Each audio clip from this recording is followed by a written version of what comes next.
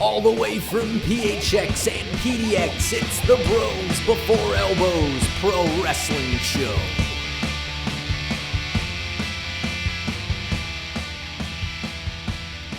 You're on tour right now, El Automobile. That's completely understandable. It's quite all right. But you know what really grinds my gears is that fact of the matter is that you don't have one of the biggest old wrestling fart fogey fans on the podcast before the podcast of the Royal Rumble podcast to call the show. Shout out Gino Morasco doing fabulous things at CagesideSeats.com for all your wrestling news. Go to CagesideSeats.com. But how do you diss Hollywood T-Money's, the primetime player, the real showstopper, NWO 2.0, the one-man band incarnate, the eater of worlds incarnate, the eat, street, sleep, conquer, repeat incarnate, all combined into one thing. I am what I am, and that's all that I am. Hollywood, Hulk, Hogan, shout out. Here's the thing. You guys don't put me on the show. You do a Divas podcast. Shout out all that cool stuff. But now it's my show. I am the it factor of wrestling podcasts. I am the wild card of the wrestling podcast. And for you to overlook me, one of the greatest wrestling fans of all time, it's just complete and utter disrespect. The reactions from Theron's promo. Hey, you know what, man? You got on the show, Theron. You did. It's like this is like Occupy Raw, dude. This is like Occupy Bros Before Elbows. Hashtag Theron. You made it, man. You made it on the show. You opened our show, Theron. You have infiltrated WCW style into our show and cut a crazy promo that I have to give mad respect to. And I must say, there's a lot more to that promo where that came from. So we're going to make some exclusive content on our website, brosbefore4elbows.com. You think he was in like a open jean vest with a toothpick in his mouth when he cut that promo, walking around North Carolina? You know, I have a feeling he was drunk. No, you know what? He was just roaming the streets, and then found a beautiful view on a bridge, and then just knew right then and there, gazing into the sky, into the moon, the rays beating down on his face, and he said, "I gotta cut this promo." And he made it. The opening of episode 2.6 of the Bros Before Elbow show, from PDX to PHX to North Carolina for the opening 2 minutes of our show. This is infiltration from the East Coast. This has happened the second week in a row we got invaded. Last week we got invaded by the Total Divas and CagesideSeats.com, and this week we're getting invaded by Theron and Theron.com. There's a lot of infiltrations on a lot of fronts. Yes, I agree with that. And don't forget Total Diva Domination. Hashtag Total Diva Domination. Yeah, the Total Divas podcast coming soon. It's in the works behind the scenes. Oh my goodness, dude. It is, so there is a lot going on. So freaking 2015 has become this just explosion, this pop, this jiffy pop right off the stove top. Watch out, it's hot. The Bros Before Elbows family is growing. It's growing in numbers and in guests. It is. And I appreciate that. I know you appreciate that. The Bros Before Elbows appreciate that like none other, man. This is good stuff. And, you know, I got to hand it to Theron, to T-Money. You know what? T-Money, I got to say, man, you're stable. You're stud stable. Sounding pretty strong, man. I don't know. You got some man, strong women behind you, dude. If you can get them on board, dude, damn, son, you are a force to be reckoned with. Yeah, someone get that man to a wrestling school in North Carolina post haste.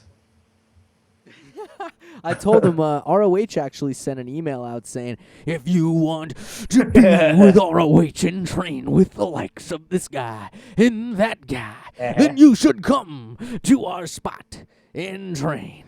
And I told Theron, I boxed him. I said, hey, man, how long is that ride? And he was like, it's about 6 hours. And I was like, 6 hours. Oh, gosh. Okay.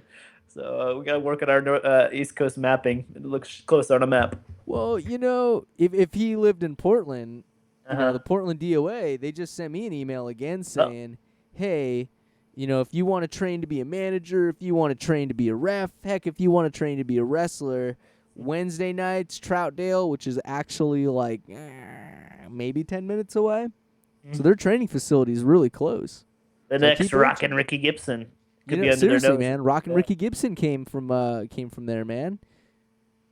Shout He's out, pretty man. nutty, dude. He's still doing it, dude. I don't think he's the pure champ anymore, but there's definitely some controversy being stirred in the Portland DOA. There's controversy everywhere. There's controversy on this show. There's controversy in WBE. There's controversy with us not having a sponsor yet in 2015, but we're working on that. If you want to be sponsored, hey, reach out to us. Why not? We like scratching backs. Yep. That scratch our backs.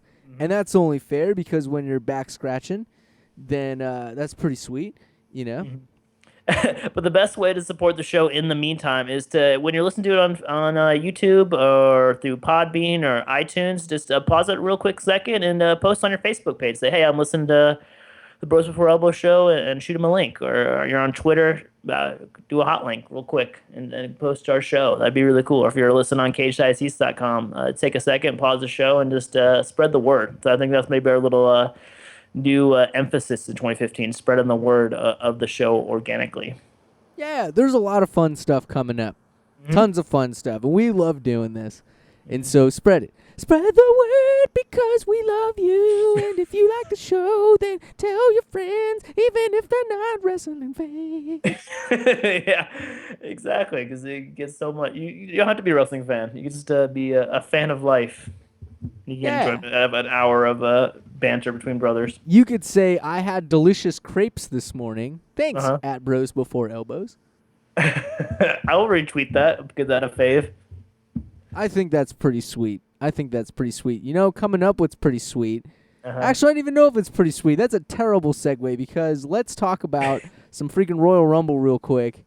But before we jump into the Raw recap, because I think that deserves some attention. Okay, before we even jump into that, let's get the question of the day out of the way, which is not even Rumble-centric and not even anything-centric, but question of the day for episode 2.6 of the Bros Before Elbow show is, would you rather face, in a street fight, a 10-foot tall Goldust or 10 mini-sized Stardust? I repeat, 1 10-foot tall Goldust or a 10 mini-sized Stardust, like 2-foot Stardust, or 1 10-foot tall Goldust. In a fight, in a dark alley, you're leaving the bar at 2 a.m. You had to head down one alley. It's either 10-foot Goldust alley or 10 mini-sized Stardust alley. You probably shouldn't have went to that bar, but that's the question of the day. All right. Something to meander about, something to think about before. But let's talk about Rumble, man.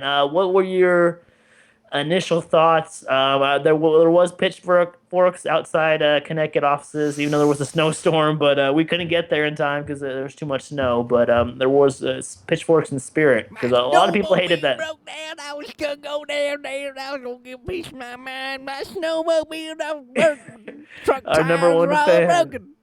Toothless Jim, I'm glad he's back for episode 2.6. He was standing up for our rights, man. He was waving the Bros Before Elbows elbow flag, and he was trying to make his way, dude. But snowstorm, snowmageddon, snowpocalypse. Snowpocalypse in the eastern seaboard has taken its toll, So he couldn't make it. But here's my reaction to it. First, I was digging it, dude. First matches, I thought were really cool. I like the tag match. I like the fact that Mizdow are beginning to get their split going. I think that's pretty sweet. But here are the big things that stand out in my mind. The 3-way match, incredible. Oh, amazing, yeah. Incredible. Absolutely mad bonkers, ridiculous. Oh my gosh, Lesnar is unstoppable. Unstoppable. Oh my goodness.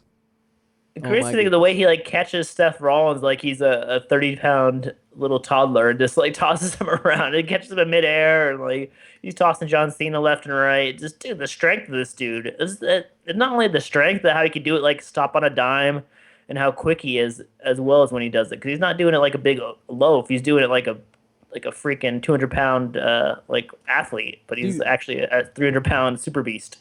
Out for blood.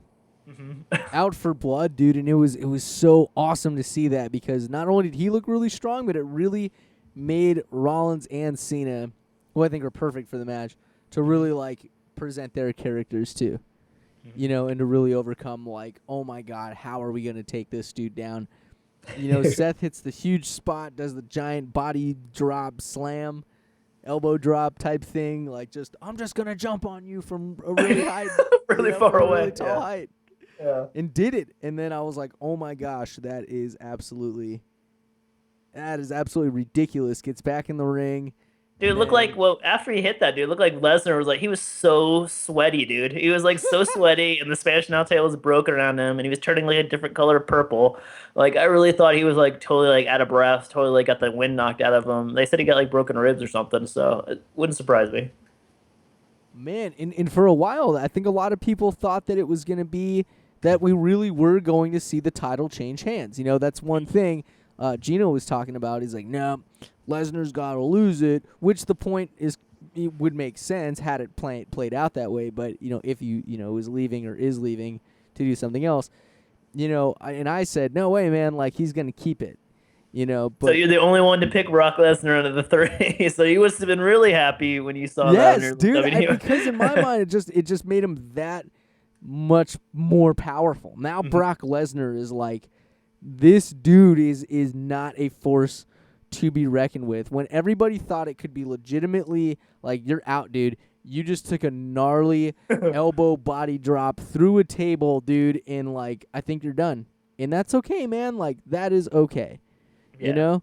And then freaking gets back in the ring just when you think like Cena's going to win it or Rollins is going to win it. It goes this teeter-totter back and forth. He gets back in, takes the win. Oh, my God.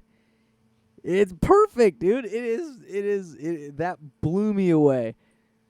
Definitely. I mean, yeah, just like you said, he's like if you're like an RPG and you're playing a Final Fantasy, what 13 or 14 or Super Mario RPG or something like that. Like Brock Lesnar's keep adding to his points. He's like adding to his experience points. Now he's like a super beast, and he's just like playing Destiny. He's a level 30 character. It's crazy. Oh my gosh, dude. Insane. Okay, so that was amazing. That might have been one of the best triple threat matches of all time, and that leads into since you started with the triple threat soapbox, the Royal Rumble, which I thought may have been one of the worst Royal Rumbles of all time. I mean, I don't know. I watched it twice because they replayed the next night on Raw. First time, maybe I would be too harsh on it. Maybe I was listening to Twitter and people online too much. But, man, it just really, I mean, it didn't have a good Kofi spot. Like, Daniel Bryan got out too quick. Bray Wyatt was the Iron Man. And then he's got, like, dropped. He's got eliminated with, like, oh-ho-hum. Like, he didn't make it to the last four. It's just, like, it was weird, man. It was really weirdly booked, and I mean the surprise characters are cool. DDP and Bully Ray. I mean those are I've marked out for that. Those are both really cool. But other than that, like in between that, there's just, like too many jobbers. Not enough Daniel Bryan. Not enough Dean Ambrose. Not enough Dolph Ziggler. And even Roman Reigns. Not enough Roman Reigns, dude. He didn't really do anything spectacular until like the very end, like the final. When there's only 3 people left in the Rumble. I mean, they should have booked him stronger if he's going to win the whole freaking thing. So, I mean, I just didn't like anything. It was like the last like 3 or 4 years of Rumbles, I think that was the worst of the last 3 or 4. That was in my opinion. What were your Rumble thoughts? I think you liked it a little more, I thought, on text you said. I did. I really liked it, and then I reflected on it after like I kind of heard everybody's response and saw everybody's response, and I was like, oh, whoa. Did I just get bamboozled? Bamboozled. Or honey potted? Ew. I just saw the interview and they talk about honey potting. I don't even want to know. I know. I heard that movie was bad. Dude. I heard everyone was panning that like they were panning the Rumble. Did you like that movie, or what's your quick It one was scale funny. 1 to 5? It's really crude humor, dude. Just talking about butts and like wieners and Is it like it's just funny, silly stuff, dude. It's I it's don't like know. a C, B, A? It's like a C.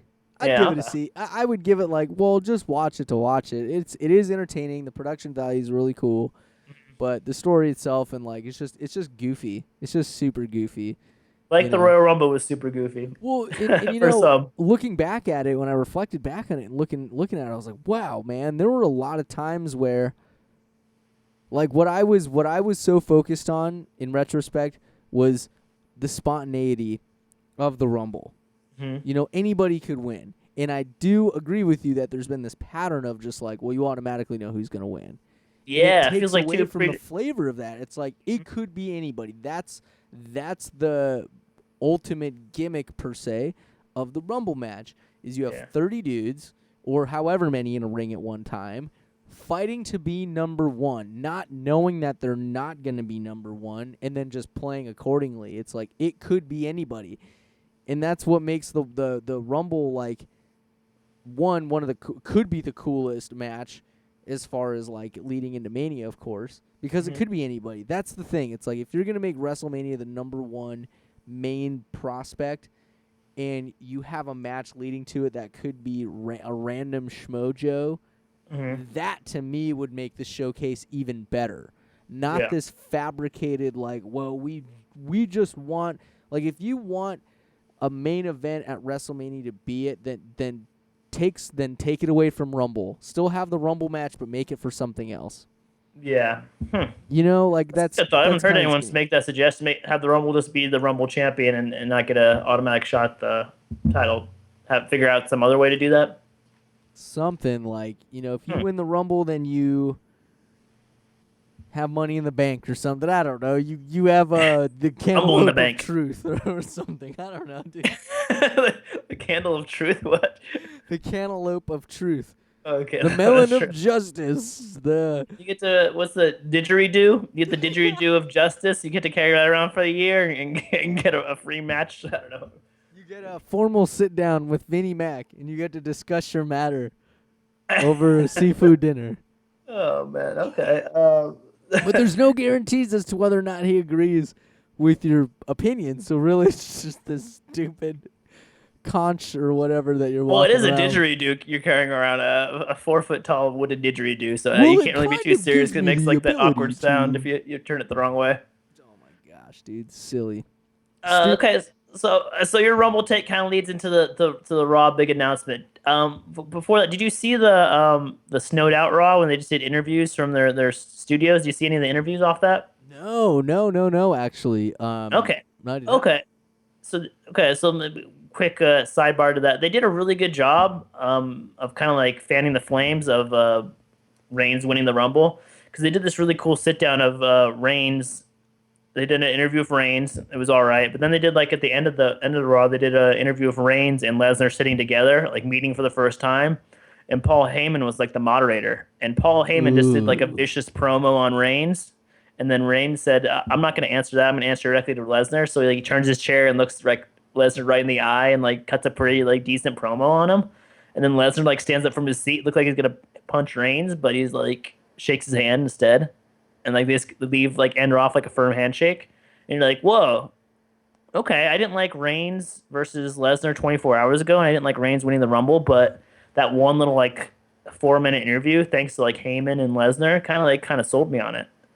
But okay, so that was the sidebar. So okay, that leads to this night's Raw, this week's Raw, where they changed the whole game. Triple H comes out and he makes a big announcement that there's controversy at the Rumble, and that instead of Reigns getting a clear victory, since The Rock came out and interfered, which we didn't even talk about, since The Rock interfered in the Rumble, the new main event for the Rumble has to be either Seth Rollins, Roman Reigns, or Daniel Bryan. And they're going to decide that, but how, you ask, is Rollins is going to face Bryan in the main event of Raw later that night, and the winner of that faces Reigns at the Fastlane pay-per-view, which is replacing the Elimination Chamber pay-per-view. So there's That's where that went. So yeah. So this is Fastlane as a pay-per-view coming up in a couple weeks on the WWE Network. So the winner of Rollins versus Bryan faces Reigns, and the winner of that match faces Lesnar at WrestleMania. So they're really trying to cover their tracks, but I don't know if they're covering their tracks or just making it more confusing for fans. And it was just like weird how they addressed that. Yeah, But, I feel like so what happens is you write your name down and you get a ticket, and then you give your ticket to this guy to spin the wheel, and then he gives you a voucher to shoot the target, and then you get a coupon to roll the dice. And then when you roll the dice, you then get a certificate of completion. But now to the next level, you have to get that certified by answering 3 questions. And then, so it is confusing. Like, what the hell? See yeah, what it I didn't mean? make any. It's complicated. Yeah, and the weird thing is that Triple H asked Reigns, like, do you want to do this, yes or no? And if you're thinking Reigns, you're thinking, hey, I just won the Royal Rumble like a week and a half ago. Why do I have to do this other match? But he said, hell yeah, I'll do it. Yeah, let's do it. He says it's been one versus it's like been me versus the world the whole time, so let's do it. So I guess he agrees to it. And yeah, Daniel Bryan versus Seth Rollins main evented Raw the other night. Whoa. So I mean, it was a good match, but yeah, I don't know if they're. So I don't know. Were you sold on? I mean, I didn't get to ask you this. Were you sold on Reigns versus Lesnar in the main event of WrestleMania after Rumble? You're thinking that was cool, or what were you thinking about I it? kind of always thought that, honestly, in the back of my mind, that's what it was going to be all year. So even at the end of Rumble, or not the end of Rumble last year, yeah, like after WrestleMania last year, just all this hype with Reigns, like I was like, okay, that's how they're going to do it. You know what I mean? So it's just like, to me, the formula has been, either let's bring back a star, Batista, or let's homegrown this one star, and then that's it. Like, regardless of where they've been for months, either filming a movie or in this case being injured, either way, F it, we're still going to throw them in, and they're still going to be our top-notch guy, regardless of what they've done. So it's kind of like you've always, in my mind, I've always known that, okay, Reigns is going to be the one to do it. Now, the question really in my head was, is it going to be Lesnar or is it going to be somebody else? And I was sold on, well, yeah, it's going to be Lesnar. So I think it's, yes, I believe it because I've always thought it was going to happen anyway. So I'm not really surprised. I'm just disappointed in how it was created, how the story was created. Yeah. The thing I just thought about while you were talking about that is that weird thing is Reigns has never like headlined a pay-per-view by himself as a singles wrestler, and he's never won a U.S. title or like an IC title yet. So he hasn't had an individual title and he hasn't headlined a pay-per-view, and yet he's already like the main event of WrestleMania. Like he's skipped like instead of going A, B, C, D, he went from A to like G and like skipped the letters in between. So I think that's like kind of a big problem of like why fans are like struggling to like accept it, because they're not like telling the story like in a logical kind of manner. They're kind of skipping. The WWE is kind of skipping all over the board of the Reigns kind of character, which is kind of weird. Well, that's kind of the. I think that exposes some manipulation. That's a harsh word to say, but isn't that the nature of the business? Kind of, yeah, I guess. I mean, but you think, yeah, but they have like so many like hours of programming. They got 3 hours of Raw every week. They got all these pay-per-views every month. You think they could tell like a logical story of how like Reigns like worked his way up the ladder a little bit instead of just like injured, like hasn't really done anything, hasn't won a title by himself yet, hasn't headlined a pay-per-view by himself, wins the Royal Rumble out of nowhere kind of, and then facing Lesnar, the biggest star in the business. They're putting a lot of chips in him, man, and that just goes to show again. It's like he's gone. They had it for him since the beginning. Yeah. They already knew, which is why it pisses everybody off with American cheese pizza. It's the same formula. It's, hey, well, we know this guy's a hit, and, well, kind of, we're just going to put all of our eggs in one basket and then F it. But I think So I think they should learn from that mistake, because then when they did Cena versus Rock 2, they're kind of like they had their heads down, saying, "Hey, we're gonna do this no matter what, even if it doesn't make sense." And then last year they had Batista, we're like gonna shoehorn him in no matter what, even if it doesn't work. And now they're doing the same thing with like Reigns almost to a lesser extent. I think they could save it better than the other two main events, but yeah, I guess time will tell. Well, you know what? Actually, I'm learning about this. Actually ties into my schoolwork. So Ooh. I'm still in school. I go to Grand Canyon University. It's awesome. I do it online. I'm in this operations management class, and we're talking a lot about like right now time series data, right? And so you have qualitative data and then you have quantitative data, right? Numbers or like emotions and psychology and stuff. But what I'm getting at is there's been enough time where we've seen these patterns. We can just take, albeit just WrestleManias over the last 7 years or whatever, 5 years or whatever. And we can honestly begin to see this trend of like this cheese ball formula of like, well, we're kind of scared, so let's just go ahead and give them what they already are expecting. Yeah. You know what I mean? Like, oh, let's have it with Cena and Rock. Okay, well, we don't really know what we can do. Our roster really isn't that great this year, so let's do it again. Okay, now we're gonna have Batista Dad come back. Batista, exactly. We're gonna have Batista Dad come back because we don't really know what else to do, but he's gonna pop and he's gonna give us some numbers, and so versus taking the time to actually organically grow your dudes and have different. I don't know. I guess what I'm saying is like, there's a way to view what pattern has happened over the past 5 years to identify this cheese ball formula of how things are written. Gaps, just these giant gaps in like, well, he's gone for 7 months, he's gone for 7 months, he's gone for 7 months, but F it, we're still going to keep it on him, So we can expect this time next year when we're talking about WrestleMania 32 and they're trying to shoehorn someone else in the main event that we don't want. I guess we should take predictions right now, actually, as to who is going to be the main event of WrestleMania 2016. My guess is going to be John Cena versus... No. I think John Cena's, that would be one of mine, because that would be shoehorning someone. I can't think of like John Cena versus like Batista or something. I don't know. It's gotta be. Oh man, it's gotta be. You know what? I'm gonna say it's gonna be Triple H versus freaking Triple H versus Roman Reigns. All right. I think that could piss people off, I guess. Probably. Cool. Maybe. There we go. Perfect. We get our repeat character Reigns. Right? We get a repeat wrestler. We just give him somebody new, or we do Lesnar versus, better yet, Lesnar versus Reigns, Volume 2. Perfect. Oh man, that'd be pretty weird. Yeah, especially that could piss people off. We're good at pissing people off here on the Bros Before Elbow show. No, that's it. That's my prediction. That totally makes sense. Reigns versus Lesnar, so that way we give Reigns the entire year this year to redeem himself, and we give Lesnar all this time off. And then they come back and feud. Somebody gets thrown through a table or whatever, says some words. Hell in the Cell happens and nobody cares. And now we're here this time again, next year, saying, all right, so the build with Reigns. I knew it was coming between Reigns and Lesnar.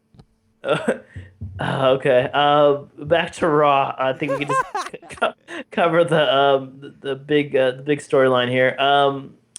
So they book a impromptu match between Roman Reigns and the Big Show for some reason. And then the shenanigans, I'm reading from CageSideSeats.com, their live blog. It says, shenanigans were abound here of Seth Rollins and J&J Security sulking around the ring. Big Show pretty much controlled most of the match. Reigns tried to rally, but Rollins hits him with the briefcase, and Big Show beats him for the pin. So they just made Big Show pin Roman Reigns in the opening match of Raw. Which I don't know if that makes sense, but it'll make sense later in the night when Daniel Bryan versus Seth Rollins main events. Do you want to talk about the stuff in between that, or do you want to skip that and go right to the main event? What are you thinking? I'm looking at it here. Let's see. Triple H, Stephanie McMahon meet in private. Yeah, they talk about the podcast between Stone Cold and Ambrose ambushes Curtis Axel. He got his ass beat on NXT, so I'm like not bought into Axel. Well, Axel came out and he said he still doesn't get eliminated from the Rumble, so he wants his match at WrestleMania between him and Lesnar because he never got into the Rumble because he got beat up by Rowan. So he goes like the turnbuckle and points to the WrestleMania sign, and then Ambrose comes out and just knocks him and throws him over the ring and says, "Hey, now you're out." And then Ambrose challenges Bad News Barrett for the Intercontinental title at the next pay-per-view or something. Okay, that could be cool. Because another cool thing when they did that Raw at the WWE headquarters because of the blizzard that canceled Raw. Yeah. Is that Ambrose they did a scene where Ambrose is walking through the parking lot and he walks up to the front door of like WWE headquarters and he like knocks on the door and like he like shimmies his way in and then they have like Ambrose, did you walk from Royal Rumble last night to here? He's like, yeah, after the Rumble I just kind of walked and I just hitched a ride over here and I just kept going and then I ended up here. And he cut like an amazing little 2-minute promo about I don't know, his life on the road or something, and it was just amazing. So he made it to WWE headquarters last week, and he said he wanted to get his picture on the wall at WWE headquarters. That's why he wants to beat Bad News Barrett for the IC title. That's brilliant. That is absolutely brilliant. Dean Ambrose is brilliant. He can make anything entertaining. I think he can give him a piece of cantaloupe and ask him to cut a promo on the piece of cantaloupe, and he'll make it interesting. See, that's raw talent, man. That is where it's at. Goldust and Stardust versus the Ascension. I don't give a crap about that. I was never bought into the Ascension to begin with. Yeah, well, I guess the angle is that Goldust and Stardust are finally breaking up, and Goldust called Stardust Cody, and Stardust got really pissed about that. Said, "Never call me Cody again." Me. And then John Cena versus Rusev. I guess that's a new match happened at Fastlane. Oh, what? Yeah, John Cena versus Rusev. After the Rumble or after something, after the Rumble, John Cena was being interviewed and Rusev took the mic from him or something, and then they said they brawled in the back a little bit, and they've been feuding on SmackDown and Raw the last couple weeks. So I guess that's gonna be a match: Rusev versus Cena, and they say Rusev's still undefeated. I guess. I was gonna say he's climbed up the chain. Only dude left now makes sense is American Cheese Pizza. Cheese Pizza. So versus, that could be cool. That honestly I think would be a pretty sweet match. I think that could be a good use for good use for Cena. Yeah, that actually is. It takes him away from title. Yeah, exactly. So it gives that could honestly give a good push for the U.S. title as well. You got a U.S. title contender fighting clearly a 16 or whatever time champion. One thing I do want to touch base on, or actually ask about before we jump to a break here, is Dolph Ziggler versus Bray Wyatt. That seems pretty random. How'd that go? It said Stephanie wanted to get revenge. She made some matches. She made Ziggler versus Bray Wyatt, Rowan versus Rusev, and Ryback versus Luke Harper. So I guess Stephanie made that match. Yeah, it was a pretty good match. I think they have good chemistry together, but Wyatt won with his sister Abigail. It was a good match. I actually like to see them further that feud if that's where they're going to go for WrestleMania. But I think everything. And then after something, Wyatt cut a promo where he said he was kind of calling out the Undertaker. He didn't name the Undertaker, but he was kind of calling out the Undertaker. So. And Sting at the same time. Three-way dance between Bray Wyatt, Sting, and the Undertaker. Ooh, sounds crazy. Oh, man. All right, let's take a quick break, and then when we get back, I do want to chat a little bit about real quick, the Daniel Bryan, Seth Rollins. I know we talked about it before, but I just kind of want to see how the match actually played out. Seems like a pretty hot spot, but I don't know. We'll see how it pans out after this break. Thanks for listening to the Bros Before Elbows Pro Wrestling Show. You can find us on the web at www.brosbefore4elbows.com. And of course, that links to our other social media sites. Just search Bros Before 4 Elbows on YouTube, Facebook, Twitter, and iTunes. Have thoughts, opinions, or input? Reach out and tag in. Thanks for listening. And now, back to the show. Welcome back to the Bros Before Elbows Pro Wrestling Show with your hosts, Anthony and Tommy Masano, bringing you rumors, recaps, predictions, and more. Infiltrated nonetheless by Theron. Well, guest appearance by Theron in this episode. Are you wearing a robe this week? I am not actually. I am wearing my spring training Yankees tee.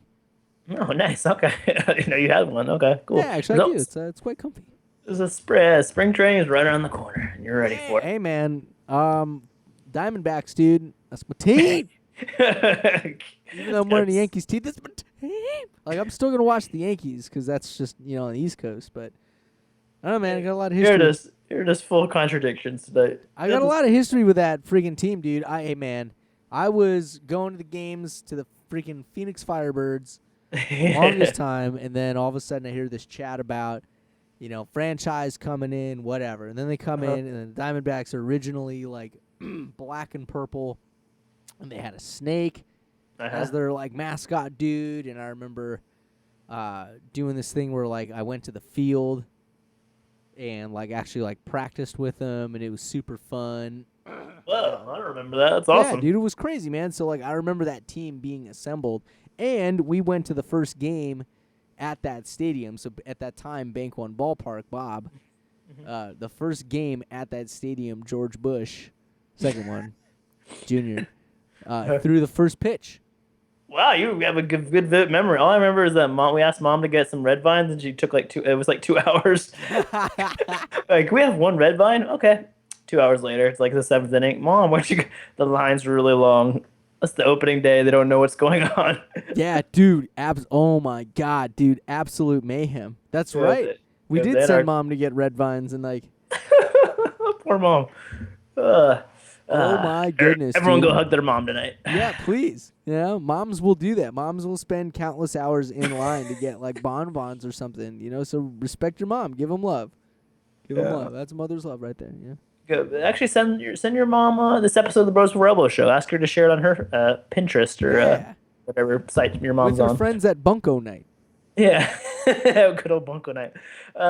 Speaking of horrible segues and non-Bunko nights, Daniel Bryan versus Seth Rollins. Man, that's a really good match. Definitely go on YouTube. Definitely go on cageseats.com and check out the highlights of that. But it was a really good match. And you could see the chemistry that those two had.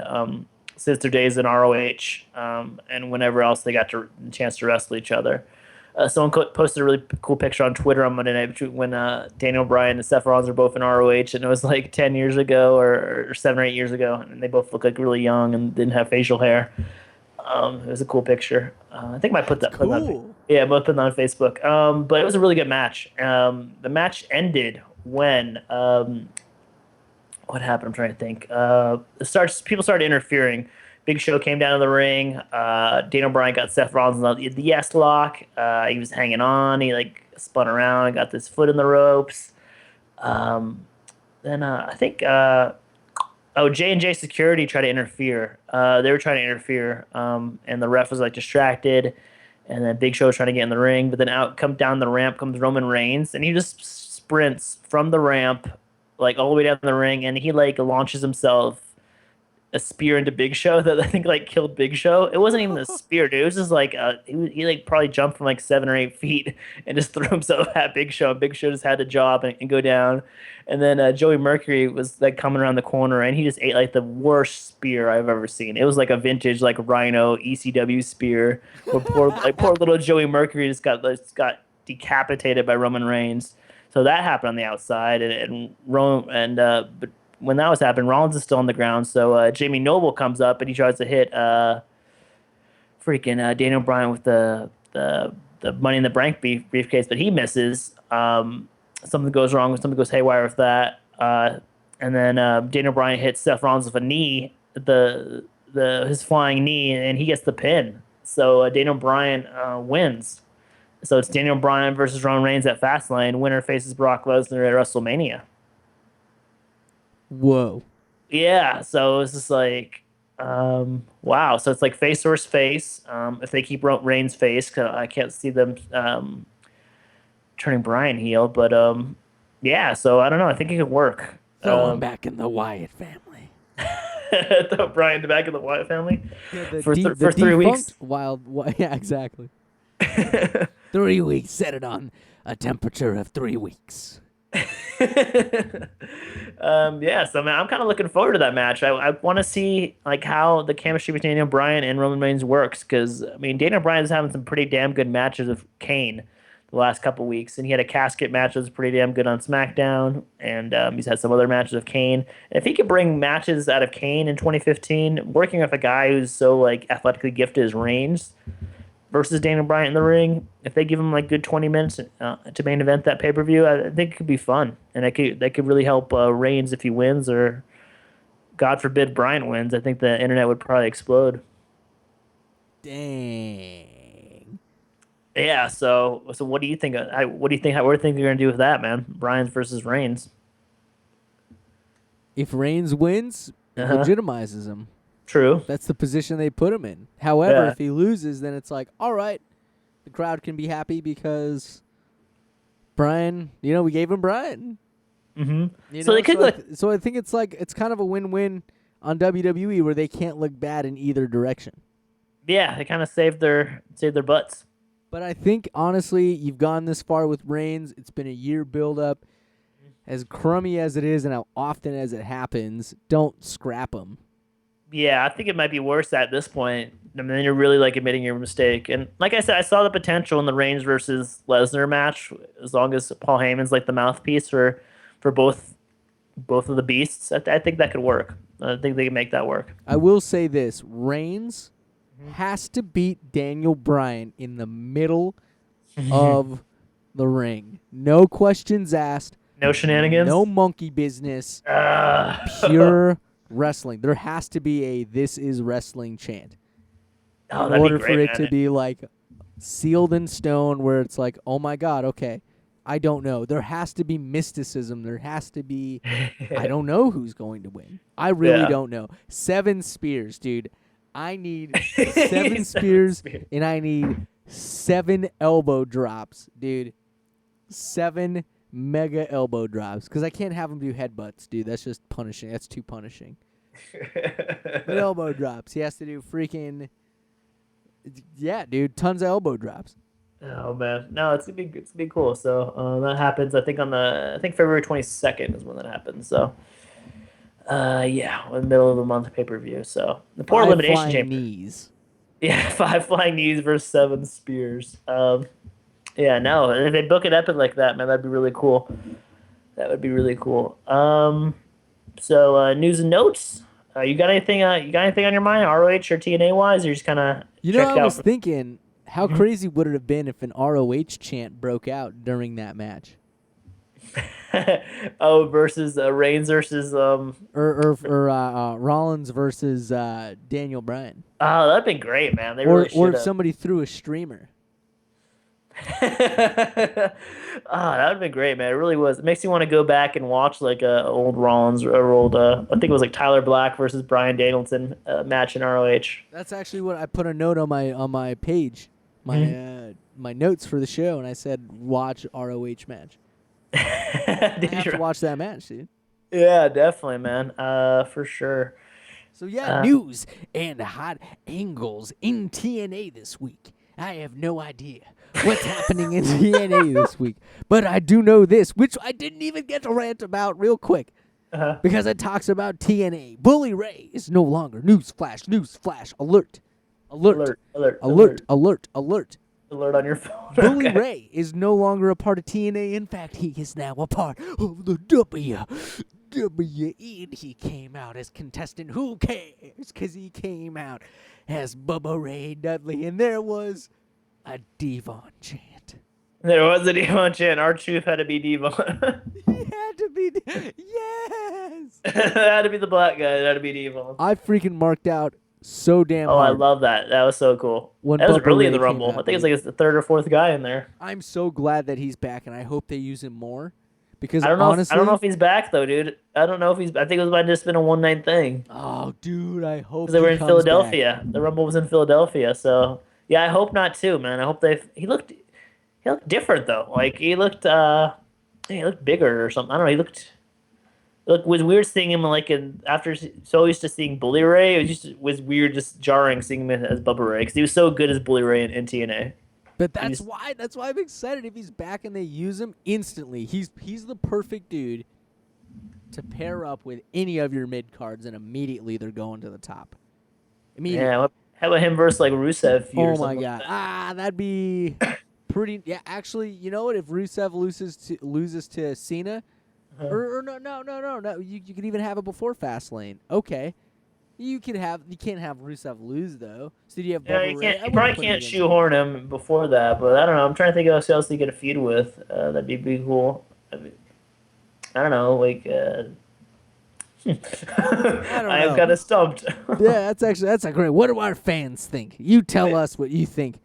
Who should be paired up with Bubba Ray? Yeah, it's like Ziggler, Wyatt, Rowan, Ryback. I mean, Harper. Oh, Harper. What about Harper versus Bully Ray in some kind of feud? That would be pretty sweet, actually.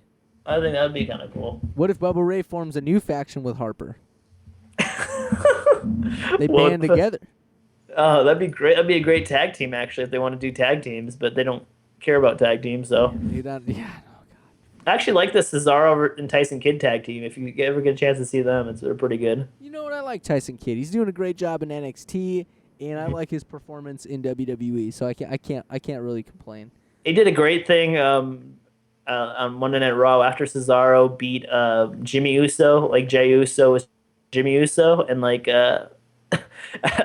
okay, so Cesaro left like the left side of the ring. He's walking up the ramp, and like as Tyson Kidd goes back into the ring, like he cuts back in, just gives like a missile drop kick to Jey Uso as he's checking on his brother. Just like rolls out in like one smooth motion, just like as an asshole move.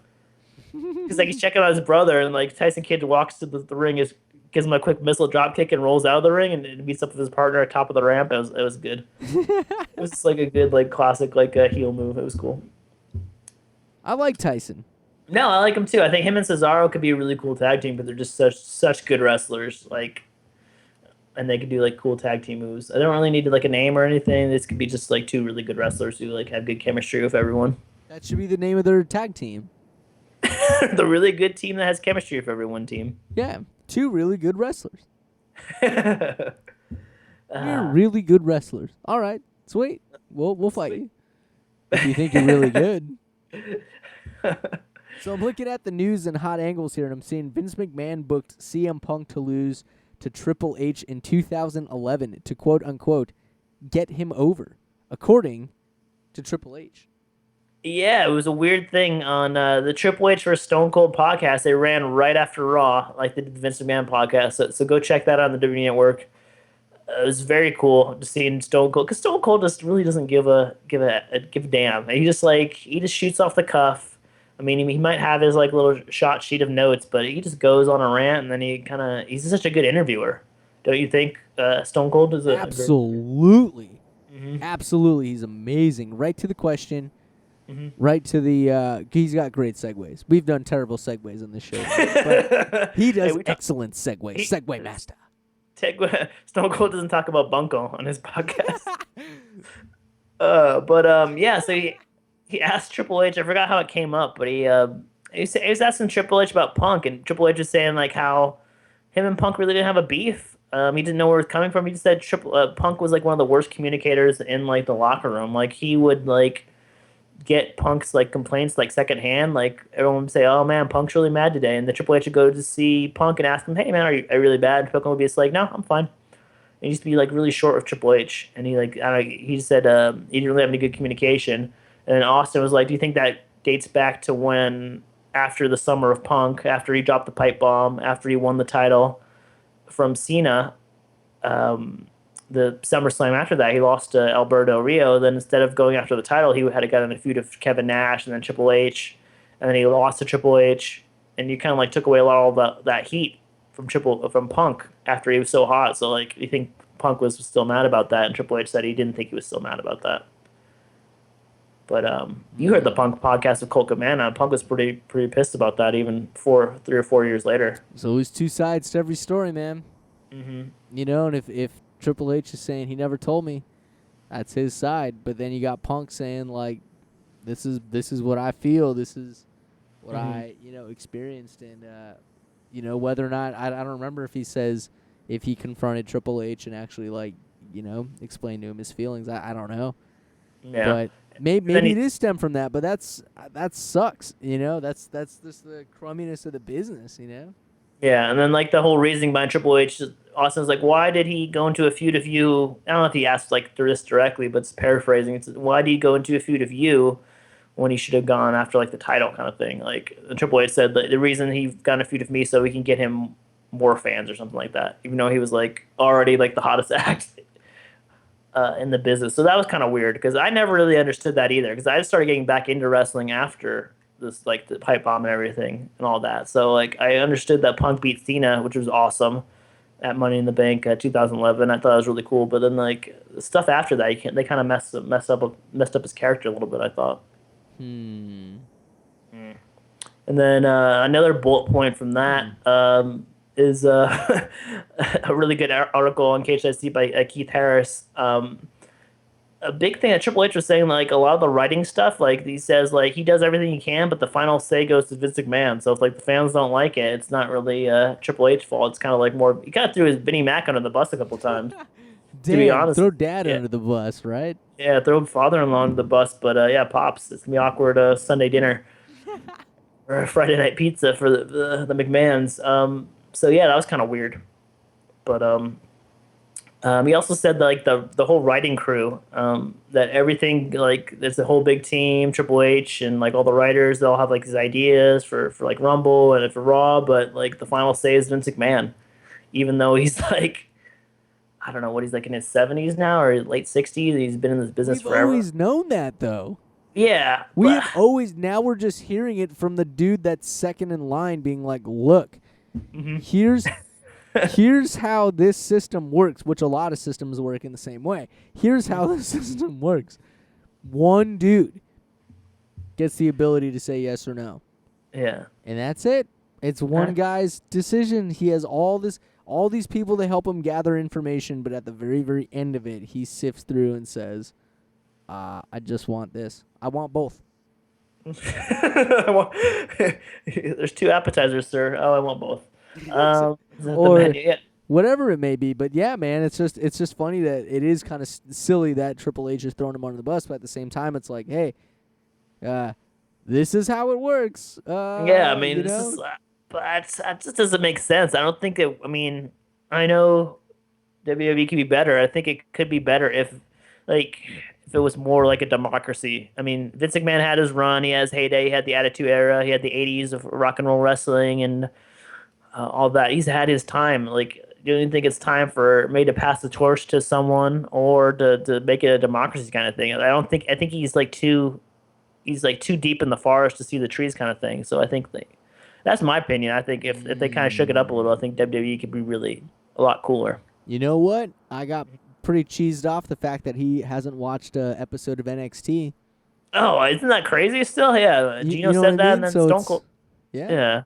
I agree with you, man. Full percent. Like I think it's like it's time. It's time. It is time. It is time. You've don't go out to where it's like everybody hates you. Go out where it's like, all right, I did have an excellent run. I can go into my own Hall of Fame.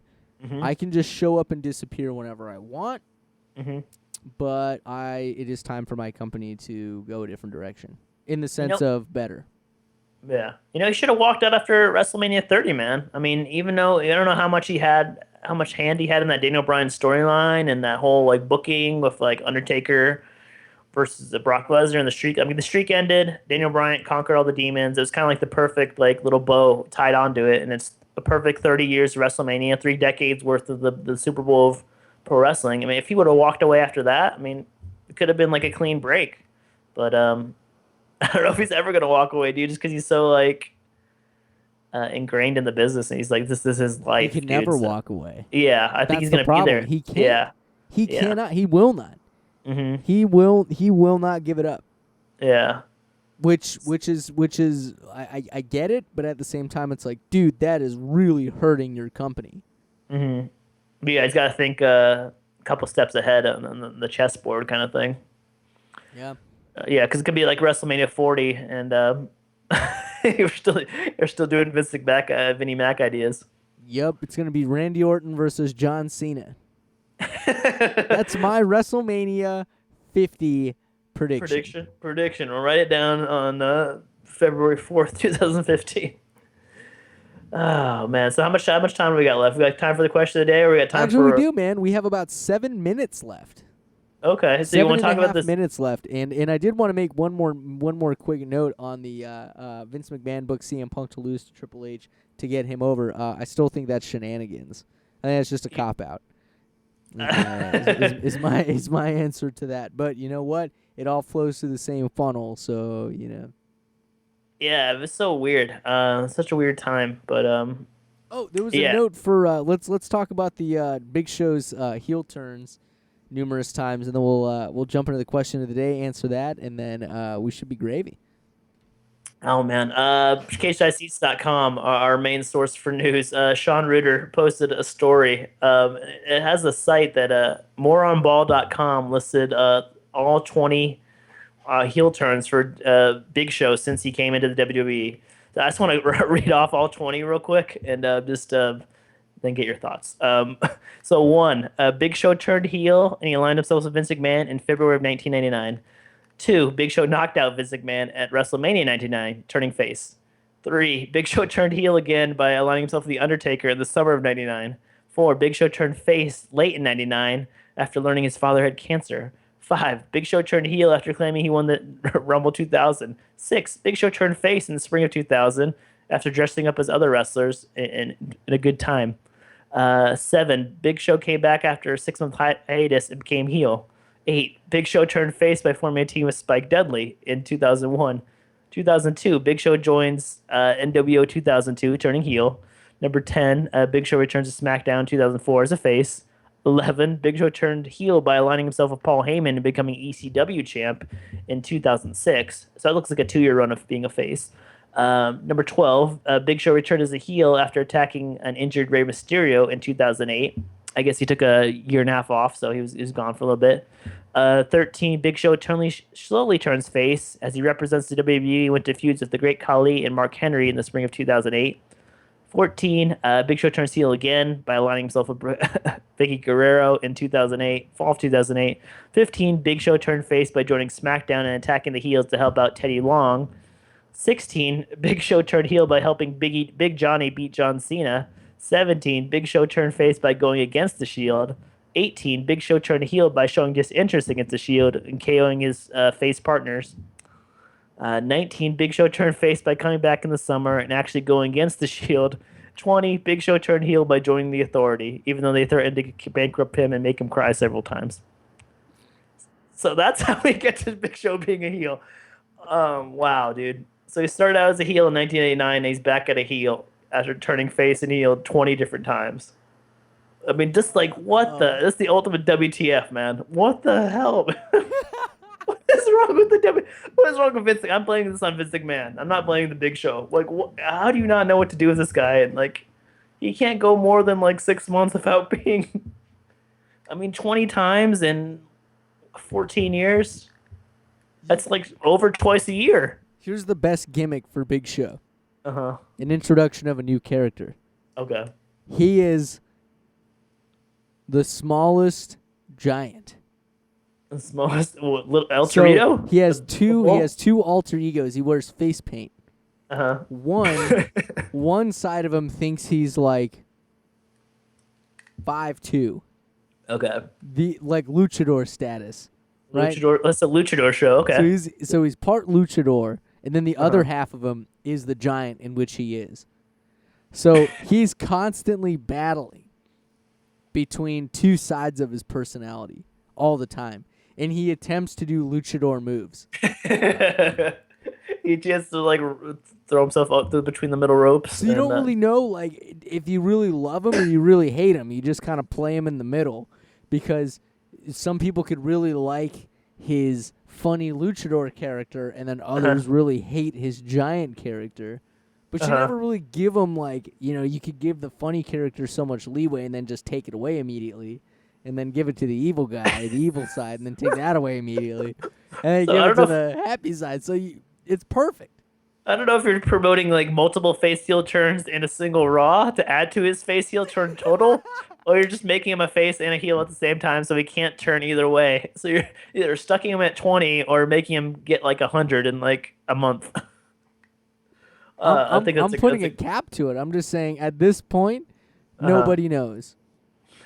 Nobody knows anymore. He can't be You've trusted. gone He's gonna off turn the on rails. He's gonna be turned on the authority eventually. Is what we're trying to say. Oh my gosh. Dude, it'd be perfect, dude. It would be perfect. All right, we got a couple minutes left. Let's hit the question of the day. Who would you rather face in a street fight? A 10-foot tall Goldust or 10 mini-sized Stardusts? Thoughts? One giant size gold dust because 10 I'd get ambushed. All it takes is one whack to the back of the head and you're donezo. You could be taking out like 3 or 4, but then you still have 6 behind you. They could club you to death. But if you have one giant 10-foot gold dust, He's in 10 an foot, dude. alleyway, what? How big is he? He's 10 feet tall, man. He's 10 feet tall. So what? He's 10 feet tall, like 700 pounds. He's slow, and it's one dude. He's in an alleyway. It's not like he can get a lot of movement. You know what I mean? But Like if you're cornered against a chain link I don't want to get jumped. I don't want to get jumped by 10 little people. Little people. I don't know. It's just equally as dangerous as getting beat up by 10 dudes. I guess it'd be 10 baby-sized Stardust versus one adult Goldust. I don't know, man. Because, dude, I'd go for the toes. I'd go for the knee of the giant gold dust, and then I'd try to like go for like his eyeball or something, you know. He's so strong though. You couldn't reach 10 feet to his eyeball though, unless he bent down and like an idiot. I don't know, man. Light him on fire or something. He's got to have some weakness. Yeah, He's wearing all that freaking spandex. He's got to like stick to his skin. I would go against the 10 mini-sized Stardust and just spin in a circle, punching and kicking for 2 straight minutes and see how many I can take down that way, and then work my way out from there. That's a good plan. Yeah, it's the only plan when you're facing 10 mini-sized Stardust. Wouldn't it be so scary? They're all hissing at you. Creepy, dude. Yeah, Creepy. nightmares. We're giving nightmares to children in this Bros Before Elbows 2.6 episode. Well, we want to plug our sponsor, which is ourselves, and that's to say, go to www.brosbefore4elbows.com. Also, check us out on Twitter at Bros Before Elbows. Check us out on Facebook at Bros Before Elbows, 4. That's going to be BROSB 4, 4, ELBOWS. Yeah, shoot us some likes on Facebook. We're almost to the triple digits over there. Or you're just like, so close yet so far. Yeah, pause. We're hovering. But just like Tommy said before, in the middle of the show, if you're listening, take a quick second, pause the show, jump on social media and give us a like, give us a retweet, tweet about us, say something, tell us what you're eating, tell us what you're feeling. You're gonna tell us about your crepes, tell us about your bunko night, and tell us the whole thing. We'll retweet it. We'll talk back. Ask us some questions. And also, don't forget exclusive content. Theron's Full Rant. Ooh, Theron's Full Rant coming to brosbeforeelbows.com later this week in a handy-dandy MP3 format. It's a beautiful thing, I heard. Absolutely. It's great. Man, good show. Good show. Absolutely. Yeah. It was good. We kept we tried to keep within our constraints, and I think we did it. Yeah, I think we made it in our budget. We made it within our self-constrained timelines. We're professionals over here, heading in 2015. Shooting for the stars. Whee! Thanks for listening to the show. Listen to this commercial and elbow drop your friends after that. The Bros Before Elbows Pro Wrestling Show is an AC Rocket Ship production.